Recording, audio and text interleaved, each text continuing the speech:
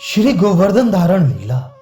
श्री सोहलोक कवि कहती हैं कि गोवर्धन धारण करते समय श्री यशोदा जी ने जिनको वात्सल्य भाव के कारण भय और पीड़ा सहित देखा, अर्थात छोटे से कन्हैया के हाथ से कहीं पर्वत गिर ना पड़े, इसलिए भय से और हाय मेरे 1200 कन्हैया इतने भारी पर्वत को कैसे धारण करते होगो, इसलिए मानसिक पीड़ा सहित देखा।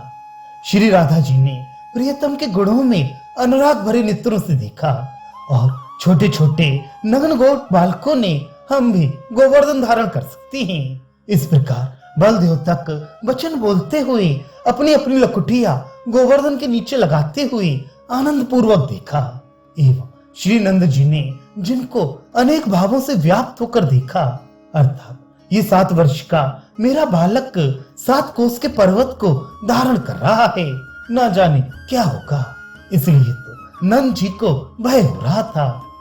और बराबर 7 दिन स्थिर भाव से धारण करने पर नंद जी को हर्ष हुआ एवं ईश्वर के द्वारा करने योग्य कर्म हमारे छोटे से लाला ने कैसे कर दिया, इसलिए नंद जी ने विस्मित होकर अवलोकन किया।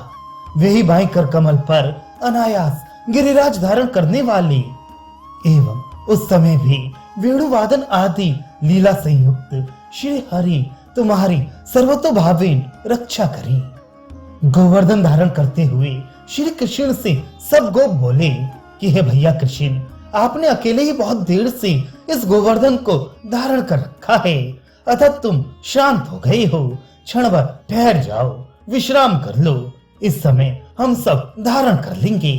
इस प्रकार कहकर सब गोपों के अपनी अपनी भुजा उठाने पर श्री कृष्ण के अपनी भुजा के किंचित संकुचित करते ही पर्वत के भार से पीड़ित सब गोपों के हे कृष्ण रक्षा करो, हमारे वश की बात नहीं है। ऐसा कहने पर जो श्री कृष्ण मंद मंद हंसने लगे।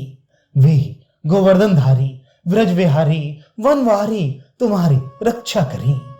कविवर श्री सुबंधु भी कहते हैं कि हे कृष्ण, तुम खिन्न हो गए हो, अतः गोवर्धन को छोड़ दो, हम सब धारण कर तो रहे हैं। गोपों के ऐसा कहते ही कृष्ण ने अपनी भुजा नेक शिथिल कर ली। तभी भार के मारे चुरमुर होती हुई गोपों की लंबी लंबी भुजाएं नीचे को आ लगी। गोपों की ऐसी दशा देखकर जो हरि हंस गए, अतः अपने सखाओं से हास्य परायण उन्हीं श्री हरि की जय हो। श्री शिवांगु कवि कहते हैं कि हे कृष्णोधरी राधे, गोवर्धन धारण करने वाले श्री हरि के नेत्रों के सामने से तिरोहित अर्थात पृथक हो जाओ, कारण तुम्हारे मुखमंडल पर आसक्त दृष्टि वाले इसके हाथ से कहीं ये गोवर्धन गिर ना पड़े। राधा के निरोध विषयक गोपों की ऐसी वाणी सुनकर श्री कृष्ण की शैलभार जनित श्रम के सूचक तत्काल उत्पन्न लंबे लंबे श्वास तुम्हारी रक्षा करें।